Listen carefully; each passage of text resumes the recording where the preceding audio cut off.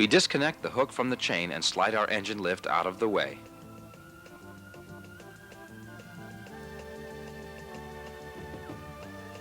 After elevating the rear of the transmission so the mount on the bottom is slightly above the lower main frame rails, we can install our forward crossmember. We use the original through bolt and nut to tighten the crossmember securely to the frame.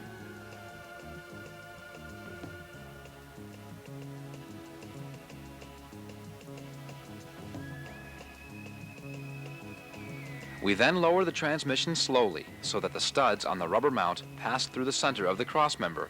The original factory nuts are installed and tightened with the appropriate tools. We then fully tighten the front motor mount bolts. Our engine and transmission have now been installed.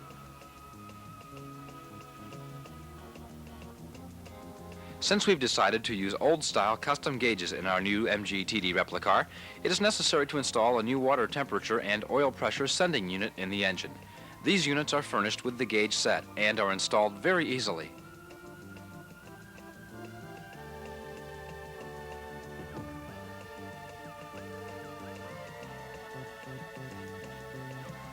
After we have removed the original water temperature sending unit from the left side of the engine block, we thread the new unit in place and tighten it securely. We always use either Teflon tape or sealer on this connection.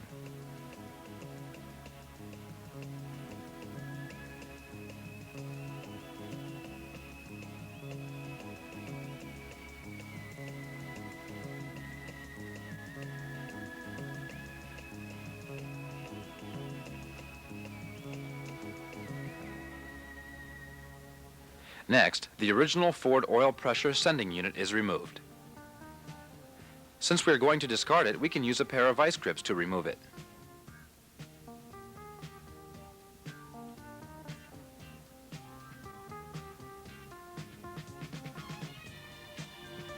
Our new oil pressure sender is threaded into the hole and tightened. Our new gauges will now connect quickly and easily and operate properly.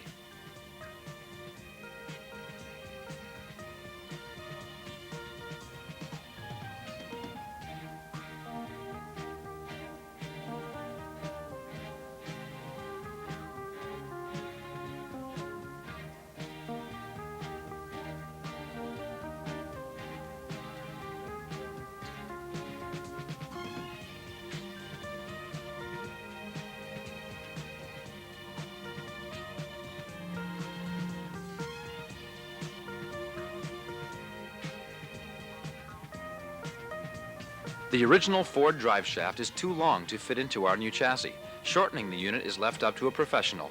Checking our yellow pages, we locate a shop that can handle the job. Before we send the unit out, we need to determine the correct measurements. Using a tape measure, we find the distance between the front differential and the center of the bearing recess on the rear differential flange. We allow approximately 1 inch of free play before the yoke bottoms out against the transmission. Taking the drive shaft to the shop we've located, we give them the measurements. We will also have our drive shaft balanced and the universal joints inspected.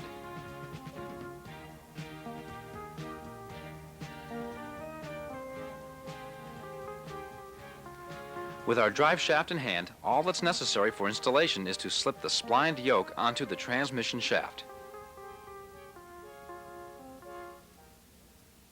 Then push forward on the drive shaft and slide the rear universal cups into the recessed area of the differential flange. Once this has been done, we insert the original Ford U-bolts and tighten the nuts with the appropriate wrench.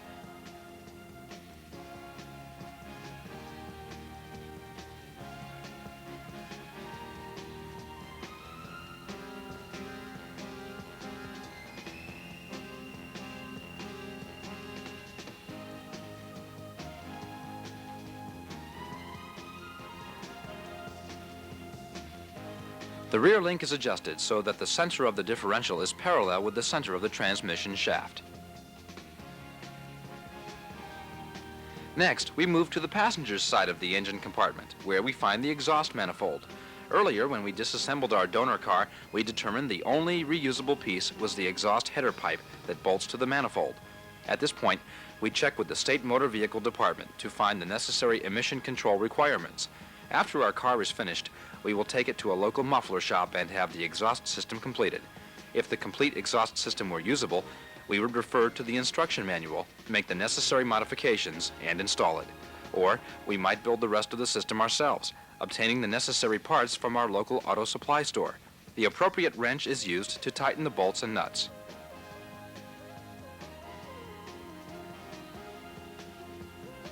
It's very important to make sure that the exhaust system is supported by the appropriate hangers and that the system does not come into contact with any part of the chassis.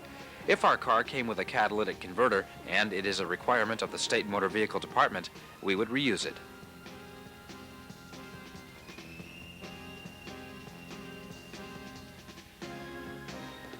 The accelerator bracket that bolts to the engine just behind the carburetor requires modification in order to clear the brake master cylinder.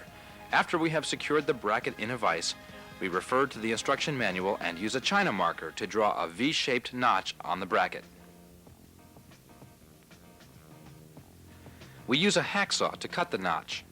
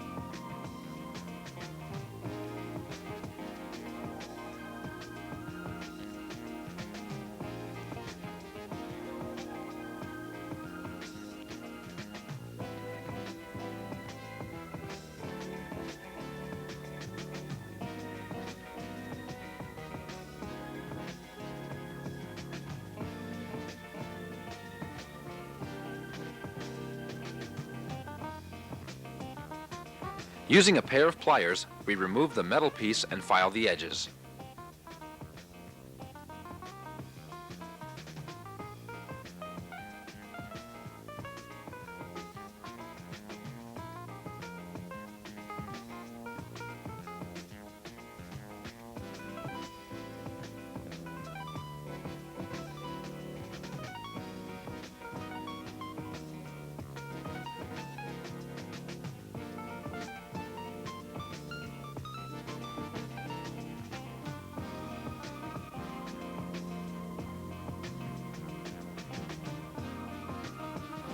Then, we bend the pieces upward and together to close the notch.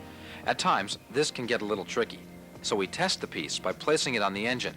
Once we are sure the fit is correct, we drill 2 holes and attach a small strap to hold the unit together, or alternatively, the piece can be welded.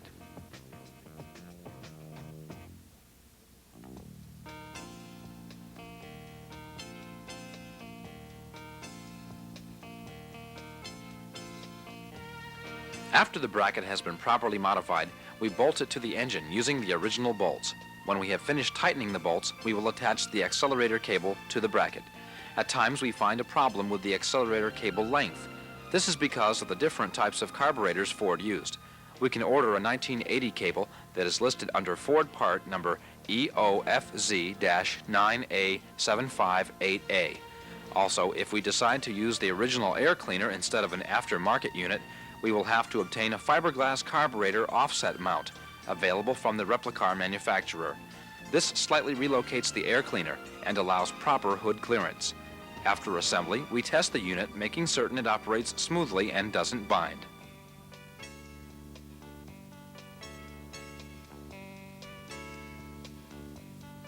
Moving to the front of our chassis, we locate the left and right radiator brackets that are furnished with the Replica assembly kit. We place the brackets into position.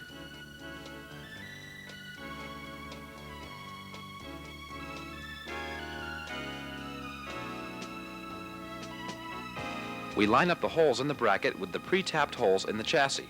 These are located on the frame rails just inside the cross-member spring mounts. We use 3 1/4-inch diameter by 1-inch long fine threaded bolts, normally referred to as a 20 thread, to attach the brackets to the chassis. When necessary, we slightly enlarge the bracket holes with our electric drill with a rotary rasp, available at any hardware store. Carefully, we tighten the bolts. A trick we use here is to put a few drops of oil on the threads before assembly. That way, we make certain we don't strip the thread of a bolt or the threads tapped in the chassis.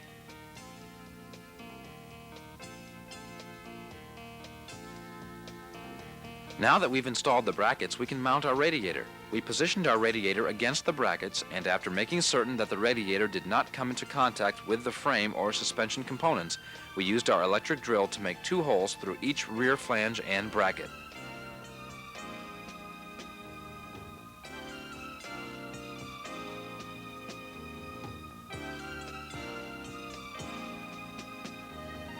We use 1/4 inch by 3/4 inch or 1 inch bolts with flat washers on both sides, lock washers, and nuts to secure the unit to the brackets.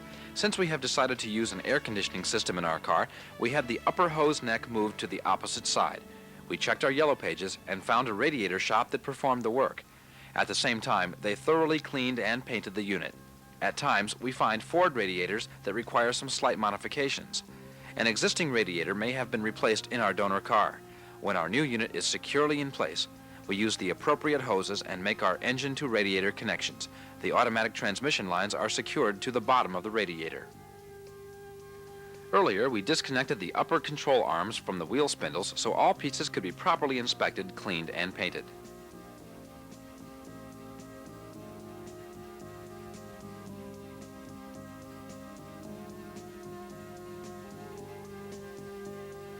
Now we place the original mounting bolts through their holes in the top of the crossmember and thread the original nuts on.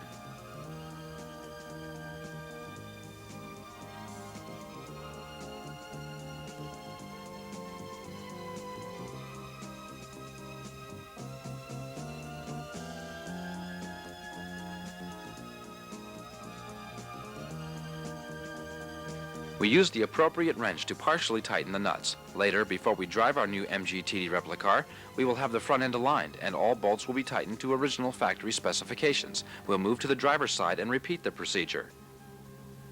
With the weight of the engine on the chassis, it will be a lot easier for us to now install the front springs. The rubber spring insulator is placed inside the spring pocket of the front cross member. When necessary, we tape them in place. We put the spring on the lower control arm, making certain that the end of the spring that we tapered earlier is not more than a ½ inch from the front of the depression on the lower control arm.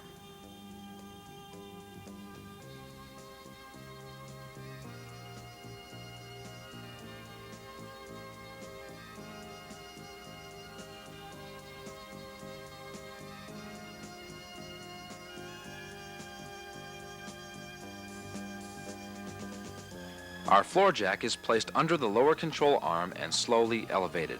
We always use due caution when working with springs that are being compressed. The front rotors, wheel bearings, calipers, brake pads, and rubber hoses have been thoroughly inspected and cleaned. Any questionable parts have been replaced. We continue to compress the front spring carefully so that the stud of the ball joint on the upper control arm passes through the mounting hole of the wheel spindle.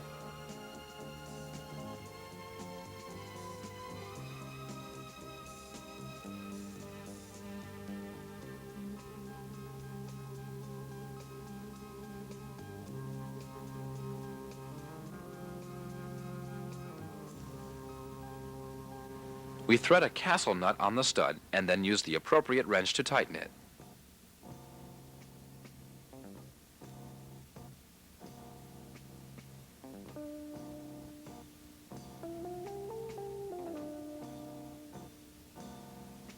Later, we will use a torque wrench and tighten the nuts to original specifications. After repeating the same procedure on the opposite side, new cotter pins will be installed.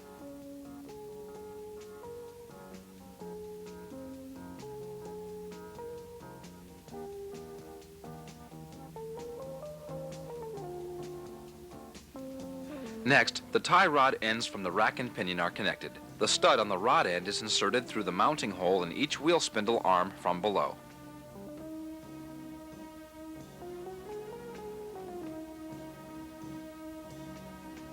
The castle nuts are threaded on and tightened.